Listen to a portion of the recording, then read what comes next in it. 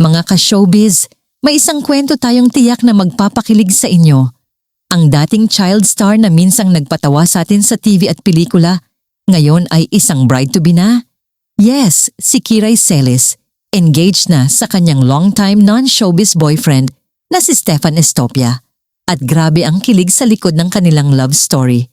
May Mobile Legends, may heartache, at syempre, may proposal sa tabing dagat sa ilalim ng mga bituin.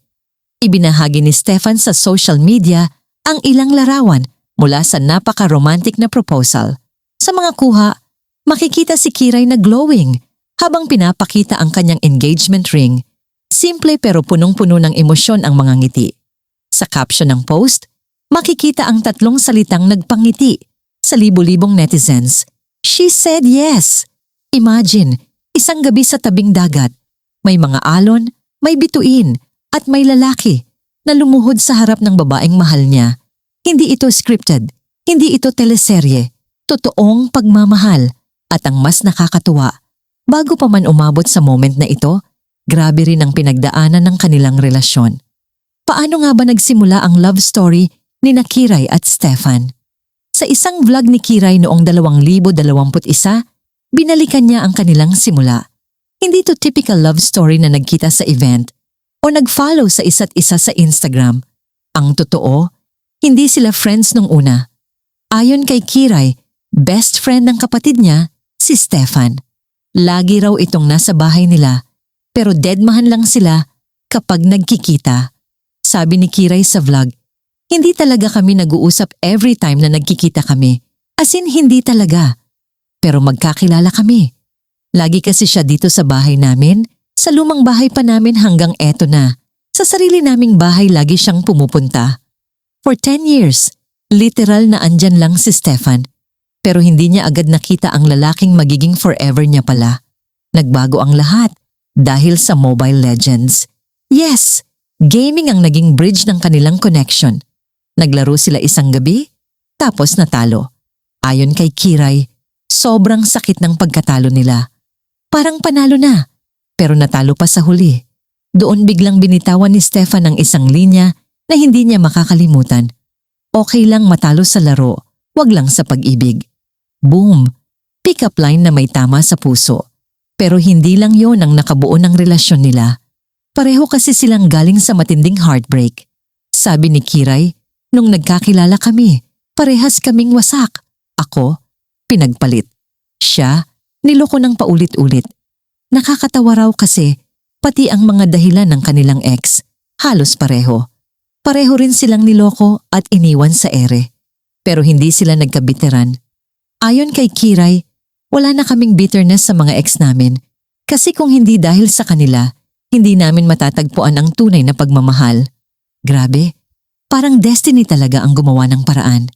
At ang pinakamagandang parte, si Stefan ang tumulong buuin ulit ang puso ni Kiray. Hindi man siya ang sumira nito, siya ang naging dahilan para muli itong gumana. Sabi ni Kiray sa isang Instagram post, porket napunta ka sa maling tao, hindi ibig sabihin nun maling tao na ulit ang mapupuntahan mo.